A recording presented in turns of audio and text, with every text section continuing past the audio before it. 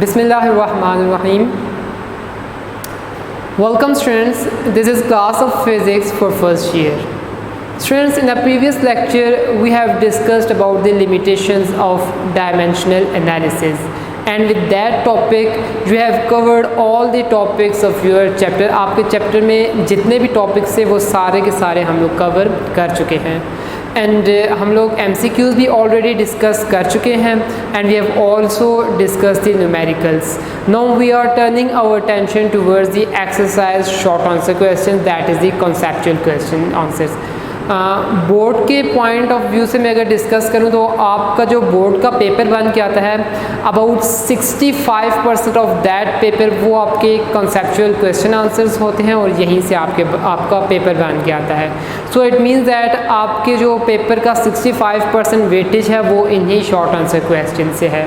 सो आप लोगों ने हर एक शॉर्ट आंसर क्वेश्चन को अच्छी तरह से समझना है और उसको बोर्ड के लिए प्रिपेयर करना है. सो हम लोग अपने आज का लेक्चर स्टार्ट करते हैं with the conceptual question answers from your exercise chapter number 1. Okay, the first question that you are asked in your exercise is that कि जब आप लोग आंसर लिखते हो तो आंसर में यूनिट को स्पेसिफाई करना क्यों ज़रूरी है, क्यों यूनिट के बिना आपका क्वेश्चन का जो आंसर है वो कंप्लीट नहीं होता है. So students, first of all you should know what the unit actually is. Unit is actually a standard with which things are compared. ये हम लोगों ने जब चैप्टर स्टार्ट किया तब भी हम लोगों ने यूनिट को डिफाइन किया था. फॉर एग्जांपल लेंथ का यूनिट अगर मीटर है तो 1 मीटर अब एक स्टैंडर्ड लेंथ है. आप लोगों ने जब कभी भी लेंथ को मेजर करना होगा, आप लोगों ने उस 1 मीटर की लेंथ के साथ उस लेंथ को कंपेयर करना है जो लेंथ आप लोगों ने मेजर करनी है. फॉर एग्जांपल मैंने अगर किसी कपड़े की किसी क्लॉथ के पीस की लेंथ मेजर करनी है तो मैं 1 मीटर का एक रॉड लूँगा, उस रॉड के साथ उस कपड़े को कंपेयर करूँगा. अगर मेरे कपड़े की length 2 times the length of metre rod आती है तो I will say that the length of my cloth is 2 metres, and this is how the things are compared with the unit. So जब हम लोग चीज़ों को यूनिट के साथ कंपेयर कर देते हैं तो हमारे पास जो भी रिजल्टेंट फिजिकल क्वांटिटी बनती है हम लोग उसको कहते हैं this is actually the relative measurement. देखिए, मेजरमेंट्स आर ऑलवेज रिलेटिव. कैसे मेजरमेंट्स ऑलवेज रिलेटिव हैं? अब आपके पास वो जो कपड़े की लेंथ थी, वो जो क्लॉथ का पीस था, उसको आप लोगों ने कंपेयर किया किसके साथ? अपने स्टैंडर्ड के साथ. और आपके पास स्टैंडर्ड क्या चीज़ थी? वो मीटर रॉड, वो एक ख़ास स्पेसिफिक लेंथ थी. इसका मतलब आपकी जो क्लॉथ की लेंथ है that is related with the length of that metre rod. It means that आपकी जितनी की जितनी मेजरमेंट्स है वो सारी की सारी रिलेटिव हैं. इसी तरह से अगर मैं मास मेजर कर रहा हूँ तो मेरे पास पहले एक स्टैंडर्ड होगा. वो स्टैंडर्ड क्या होगा? 1 किलोग्राम का स्टोन है मेरे पास. अब कोई भी मैथ्स मैंने आपने शॉप्स पे भी देखा होगा, कोई भी जब आप लोग मैथ्स मेजर करते हो होता क्या है, एक साइड वो मैथ्स रख दिया जाता है 1 किलोग्राम का, दूसरी साइड जो चीज़ आप लोग परचेज कर रहे होते हो उसको रखा जाता है. अब for example if a person goes to the shop and see the shop and ask the shopkeeper to give him 2 kilogram of sugar, तो वो शॉपकीपर क्या करेगा? वो 2 किलो 1 किलो के वो स्टोन लेगा, एक साइड पे रख लेगा, और एट द सेकंड एंड वो आपको शुगर उसके साथ कंपेयर करके देगा. इसका मतलब वो जो शुगर का मैस है that is related to the that has a relation with the 1 kilogram standard masses of stone. It means that आपकी जो भी मेजरमेंट होती है that is always relative. So the measurements are always relative. अब जब आप लोगों ने मेजरमेंट्स को रिलेटिव बना दिया है तो जिस चीज़ के साथ कंपेयर किए उस चीज़ का फाइनल आंसर में जिक्र करना ज़रूरी है.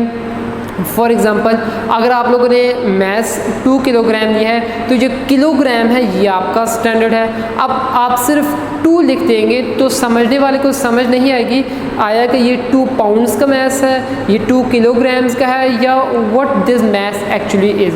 सो इट मीन्स दैट आप लोगों ने यूनिट को मस्ट स्पेसिफाई करना है. इसी से रिलेटेड एक एग्जांपल है. For example if you are given just a number, अगर आपको जस्ट एक नंबर गिवन है लाइक 35, तो अब आपको इस नंबर को देख के क्लियर नहीं हो रहा आया कि ये मास को रिप्रेजेंट कर रहा है, आया ये टाइम को रिप्रेजेंट कर रहा है, या किसी और physical quantity like specific heat को, इंटेंसिटी को, टेम्परेचर को, किस चीज़ को रिप्रेजेंट कर रहा है। Once you put a unit with it then आपको क्लियर हो जाएगा कि ये इतने मास को रिप्रेजेंट कर रहा है। फॉर एग्जांपल अगर इसके साथ में 35 किलोग्राम अगर इस साथ में केजी लगा दूँ देन मुझे ये पता चलेगा कि ये एक्चुअली मास का यूनिट है। ये कोई जो 35 है ये 35 किसी बॉडी के मास का मैग्नीट्यूड है और किस यूनिट में मेजर किए गए हैं, in the terms of kilogram. Same like that अगर मैं इसके साथ लिख दूँ मीटर लिख दूँ तो 35 मीटर बन जाएगा। Then I will know actually it is the length of something, किसी बॉडी की किसी चीज़ की लेंथ हो सकती है और किस में मेजर की गई है, in terms of the metres measure की गई है। अगर इसके साथ में एस डाल दूँ तो सेकंड्स बन जाएगा, ये टाइम को रिप्रेजेंट करना जाएगा। एंड जस्ट लाइक दैट इसका मतलब कि अगर आपके पास कोई नंबर है जस्ट उसके साथ यूनिट मेंशन्ड नहीं है तो आप लोगों को क्लियर इन्फॉर्मेशन सारी की सारी इन्फॉर्मेशन नहीं मिल सकती है। और यही सेकंड पॉइंट भी है, no information without proper unit और without the unit. So it means that the unit is mandatory, unit is necessary. जब कभी भी आप लोग अपने रिजल्ट्स कोई भी मेजरमेंट लोगे उसके साथ यूनिट को आप लोगों ने मस्ट मेंशन करना है। And in the conclusions you can say that without unit you will get no information about the results that you have been taken. So this is how you will discuss your question number 1. Okay. Your question number 2 is what are the advantages of using system international के आप लोग SI system को use कर इसके advantages क्या हैं, जबकि आपके पास CGS सिस्टम भी है, FPS सिस्टम भी है, MKS सिस्टम भी है, फिर भी हम लोग SI सिस्टम को क्यों प्रेफर करते हैं। The answer is that firstly नाम से है सिस्टम इंटरनेशनल के, ये इंटरनेशनल लेवल के ऊपर एक्सेप्टेड है, आप लोग इसको इंटरनेशनली यूज़ कर सकते हैं। So first is it's advantage is internationally acceptable. Secondly अगर आप लोग SI सिस्टम में यूनिट्स को देखो तो यूनिट्स की कन्वर्जन बहुत ज़्यादा सिंपल और बहुत ज़्यादा आसान है। For example for the easy unit conversion you know that Newton is the unit of force, और अगर आपके पास 1 न्यूटन है तो सिंपली 1 न्यूटन अगर बेस यूनिट्स में मैं लिखूँ तो किस चीज़ की इक्वल हो जाएगी, 1 किलोग्राम इंटू 1 मीटर पर सेकेंड स्क्वायर। इसका मतलब 1 की कोरेस्पॉन्डेंस है। और यहाँ पे आपके पास एक नया कॉन्सेप्ट डेवलप होता है that is the coherent system of units का। सो यहाँ पे यूनिट कन्वर्जन ईजी है। इस तरह से अगर मैं एग्जाम्पल लूँ 1 जूल की एग्जाम्पल लूँ, 1 joule it is actually equal to 1 Newton multiplied by 1 meter. So due to 1 correspondence its unit conversion is easy and that is why it is easy to use the system internationals. Thirdly it has the well defined units. Well defined units का क्या मतलब है कि system international में for example अगर time की unit को specify कर दिया है सेकंड, तो सेकंड एक ख़ास इंटरवल ऑफ टाइम है और वो हमेशा फिक्स रहेगा। आप लोग आगे चल के हम लोग एक शॉर्ट क्वेश्चन डिस्कस करेंगे जिसमें हम लोग देखेंगे कि ह्यूमन जो पल्स है, ह्यूमन जो हार्ट बीट है almost on average 70 to 80 times in a minute ये बीट कर रहा है। तो हम लोग इस बीटिंग को ही क्यों नहीं टाइम का यूनिट ले सकते हैं। तो आंसर ये है कि ह्यूमन हार्ट बीट जो है वो with respect to age change भी हो सकती है, मतलब कि विद रिस्पेक्ट टू एज पर टाइम कम दफ़ा भी वो बीट कर सकती है, मे बी ज़्यादा दफ़ा भी बीट कर सकती है। वो आपके इमोशंस पे भी डिपेंड कर रहा है, वो टेम्परेचर ऑफ सराउंडिंग के ऊपर भी डिपेंड कर रहा है। इसका मतलब ह्यूमन हार्ट बीट एक well defined unit of time नहीं है, लेकिन जो SI सिस्टम है उसमें हर एक यूनिट को वेल डिफाइंड कर दिया गया है। अगर फोर्स है तो फोर्स को वेल डिफाइन कर दिया गया है कि जब 2 वायर्स एक दूसरे के करीब पड़ी होंगी उनमें एक खास क्वांटिटी ऑफ करंट फ्लो करेगा तो तब वो जिस फोर्स से एक दूसरे को अट्रैक्ट करेंगी दैट विल बी 1 न्यूटन। इसी तरह से हर एक यूनिट को वेल डिफाइन कर दिया गया है। इस तरह से अगर आप लोग FPS सिस्टम में देखो तो लेंथ का यूनिट है फुट, और फुट की कोई प्रॉपर डेफिनेशन नहीं है और बहुत ज़्यादा ऑथर्स ये चीज़ भी लिखते हैं कि इन द ओल्ड टाइम्स एक किंग था और उसके फुट का, उसके पाँव का जो साइज़ था, जो लेंथ थी, उसी को 1 फुट मान लिया गया। And that is not the correct way और that is not an ideal way of defining the units. लेकिन जो सिस्टम इंटरनेशनल है इसमें सारे के सारे यूनिट्स वेल डिफाइंड है। This is another advantage of system international. और थर्डली आप लोग फोर्थली आप लोग जब कभी भी इंजीनियरिंग की या साइंस की हाई लेवल्स पे बुक्स पढ़ोगे तो वहाँ पे भी आप लोग देखोगे कि सिस्टम इंटरनेशनल को ही यूटिलाइज किया जा रहा है। So we can say that it is widely used in scientific and engineering applications. So these are the few applications of the system international. Let's come to the question number 3। Your question number 3 is कि आपके पास कोई एक circle है, circle का complete circumference circle के centre के ऊपर कितने रेडियंस का प्लेन एंगल बनाएगा। सेकंड पार्ट इस क्वेश्चन का ये है कि कोई एक सफ़ियर है, सफ़ियर का जो कंप्लीट सरकमफेरेंस है, जो कंप्लीट उसकी आउटर बाउंड्री है, वो सेंटर के ऊपर कितना सॉलिड एंगल बनाएगी। तो ये आप लोगों ने बताना है। और स्टूडेंट्स सप्लीमेंट्री क्वांटिटीज़ को डिस्कस करते हुए हम लोगों ने ये चीज़ डिस्कस की थी कि एक सर्कल का जो कंप्लीट सरकमफेरेंस होता है वो सेंटर के ऊपर 2 पाई रेडियंस एंगल बना रहा होता है। इसी तरह से जो आपके पास सफ़ियर है उसकी सारी की सारी सरफेस सेंटर के ऊपर 4 पाई स्टेरेडियन का सॉलिड एंगल बना रही होती है। सो for circle you have the 2 pi radians for complete circumference of circle, and for sphere you have 4 pi steradians, and this you can prove mathematically. Suppose that if this much is your circle, this much is circle and this much is a center of circle. So for circle you have defined plane angle, और plane angle के लिए you have denoted it by theta, and this you said this is equal to s divided by r, where s is the length of r. अब मैं अगर complete circumference की बात करूँ, if I discuss for circumference, for complete circumference, complete circumference की length आपको पता है फिक्स्ड होती है, and this is equal to S is equal to 2 pi into R. Simply आप लोग यहाँ पे वैल्यूज़ पुट कर दें, you will get theta is equal to 2 pi R divided by R, and R cancels out with R, and you will get 2 pi. And unit mention करना must है, हम लोगों ने फर्स्ट क्वेश्चन में देखा है, एंड ऐसा unit of plane angle is simply radian. So for circle you have 2 pi radians for complete circumference. Similarly for sphere आपके पास एक फुटबॉल शेप 3 डायमेंशनल शेप है, और आप लोगों ने उसके लिए सॉलिड एंगल को डिफाइन करना है। सॉलिड एंगल को आप लोगों ने इंडिकेट किया था by the symbol omega, and we have said that it is equal to what, it is simply area divided by radius square. Now students, अगर मेरे पास एक कंप्लीट सफ़ियर है, लेट अस सपोज मेरे पास 3 डायमेंशन में एक कंप्लीट spherical shape है, it is a complete spherical shape with its center this much। तो जब मैं सफ़ियर का कंप्लीट जो सरफेस एरिया है वो फिक्स्ड होता है, और वो कितना होता है, that is 4 pi R square. तो सिंपली आप लोग यहाँ पे अगर वैल्यूज इंट्रोड्यूस कर लो, you will get this much equals to 4 pi R square divided by R square cancels out with r square, and you will simply get 4 pi along with unit steradians. This is the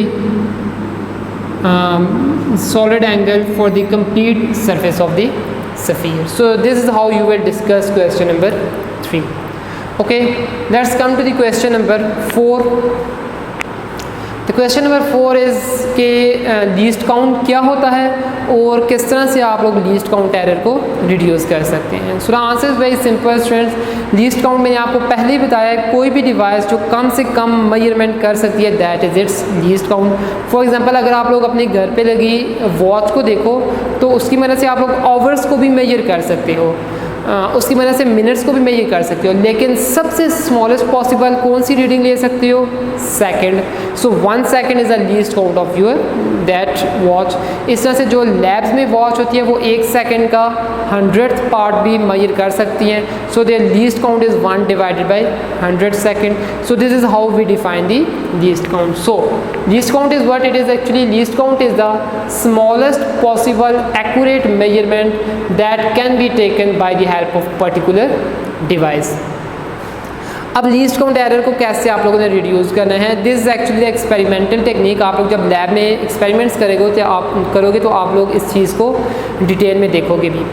अब जब आप लोग कोई एक experiment perform कर रहे हो तो उस एक्सपेरिमेंट को आप लोगों ने इफ़ेक्टिव ऑपरेटर्स से परफॉर्म करना है। फॉर एग्जांपल आप लोग कोई एक ऐसा एक्सपेरिमेंट परफॉर्म कर रहे हो जिसमें आप लोगों ने करंट मेजर करना है एम्पेयर्स में, तो आप लोग कोई ऐसा एमीटर यूज़ करो जो एम्पेयर्स में कैलिब्रेटेड हो।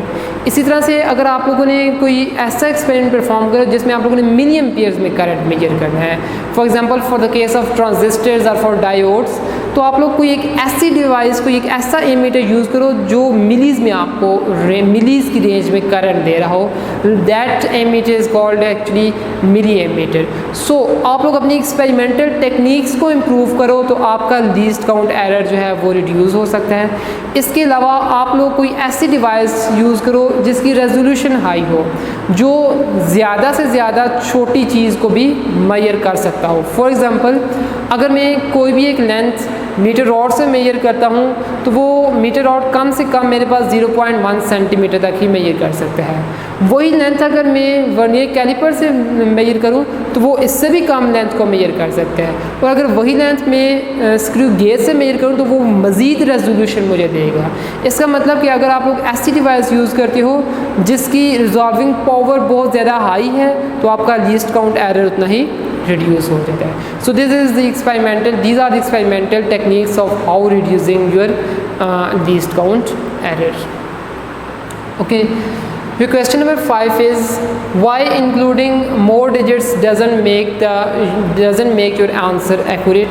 कि अगर आपका आंसर आ रहा है आप उसमें ज़्यादा से ज़्यादा सिग्निफिकेंट फिगर्स ऐड करते जाओ तो आपका आंसर ज़्यादा एक्यूरेट क्यों नहीं हो सकता? Students the answer is first कि आप लोग ज़्यादा उसमें डिजिट्स ऐड ही नहीं कर सकती हो according to rules of the significant figures that we have studied in the algebra of the significant figures. अब फॉर एग्जांपल अगर आप लोग उसमें ज़्यादा सिग्निफिकेंट फिगर्स ऐड भी करते हो, स्टिल आपका जो आंसर है वो कभी भी एक्यूरेसी की तरफ नहीं जाएगा, वो प्रिसीजन की तरफ जाएगा। सो first of all you have to define the accuracy. It is actually closeness of measured values with the actual value. कि measured value और actual value आपस में कितना close है, this is the accuracy. अब अगर आप लोग जब अपने नंबर ऑफ डिजिट्स आंसर में बढ़ाओगे तो आपका आंसर एक्यूरेट नहीं होगा बल्कि वो प्रिसाइज होता जाएगा। सो increasing digits makes your result more precise but not accurate. ये कैसे है इसको एग्जांपल से हम लोग देख लेते हैं। सपोज दैट स्टूडेंट कोई भी एक मेरे पास लेंथ है जिसकी एक्चुअल वैल्यू है 245.2 सेंटीमीटर्स और मैं उसकी लेंथ मेजर करता हूँ 240.2 centimetres. Now I am clear from this much reading कि इसका जो लीस्ट काउंट है दैट इज़ 0.1 सेंटीमीटर्स। इस रीडिंग में मैं अगर परसेंटेज एरर फाइंड आउट करूँ, I have written the formula for percentage error. It is actually actual value minus measured value divided by actual value. Your actual value is what? 245.2 centimeter. Your measured this much is your measured value as I have measured it. So this is my measured value. So actual value minus measured value divided by again actual value multiplied by 100. If you put all these values in a calculator, you will get the result 2%. So now 240.2 here I have 4 significant figures 1 2 3 and 4. यहाँ पे मेरे पास जो error बन रहा है 2%. Now suppose that इसी reading में मैं अपने नंबर ऑफ डिजिट्स को increase, number of significant digits को इंक्रीज करता हूँ. So here I have get 1 2 3 4 5 6 significant figures. Okay. I can see इस रीडिंग से मैं लीस्ट काउंट देख सकता हूँ, दैट इज़ 0.001 सेंटीमीटर है। अब मैंने सिग्निफिकेंट फिगर्स यहाँ पे बढ़ा दिए हैं, लेकिन अगेन अगर मैं इसी वाले फार्मूले से एरर फाइंड आउट करूँ, एक्चुअल वैल्यू है 245.2 सेंटीमीटर माइनस मेजर्ड वैल्यू, इस केस में मेजर्ड वैल्यू मेरे पास ये वाली है, divided by actual value multiply by 100%, I will again get the same error 2%। देखिए एरर रिड्यूस नहीं हुआ है, मतलब कि एक्यूरेसी के ऊपर कोई फ़र्क नहीं पड़ा है, लेकिन हुआ क्या है, यहाँ पे लीस्ट काउंट 0.01 सेंटीमीटर था, यहाँ पे लीस्ट काउंट 0.001 सेंटीमीटर हो गया, लीस्ट काउंट मज़ीद कम हो गया है। And you know that if the least count decreases then the precision increases. So if you add more significant figures, your answer doesn't get accurate, but it gets more and more precise. This is what you can discuss in your conclusion. So this is how you will discuss your question number 5. Okay, let's come to the question number 6. Your question number 6 states that what determines the precision in your measurement. तो students हम लोगों ने precision को define भी किया था कि जो आप लोग वैल्यूज़ मेजर कर रहे हो वो आपस में कितनी क्लोज हैं, this is the precision. So you can define the precision as closeness of measured values with each other is called as the precision. Now its relation is with the least count. Greater the least count, lesser will be the precision. So they have inverse relation. Now from here you can see that कि जो precision है वो दरअसल में किसके ऊपर depend कर रही है, वो डिपेंड कर रही है लीस्ट काउंट के ऊपर। लीस्ट काउंट जैसे जैसे ज़्यादा होता जाएगा प्रिसीजन आपकी कम होती जाएगी, या वाइस वर्सा। फॉर एग्ज़ाम्पल अगर आपके पास कोई एक रीडिंग है लाइक 13.2 सेंटीमीटर, एक ही रीडिंग है, और दूसरी है 13.200 सेंटीमीटर। सो इसका least count I can write 0.1 centimetre, और इसका लीस्ट काउंट अगर मैं लिखूँ तो 0.001 centimeter. So I can see that this is greater least count, so the precision will be less. Here I have lesser least count, so it will have greater precision. So we can simply conclude that the precision depends upon least count, and least count in turn depends upon the device being used. So indirectly we can say that जो precision है ये indirectly उस device के ऊपर या उस measuring instrument के ऊपर डिपेंड कर रही होती है। ओके, नेक्स्ट क्वेश्चन इज अगर आपके पास if you have the sir एक मिनट ब्रेक करो।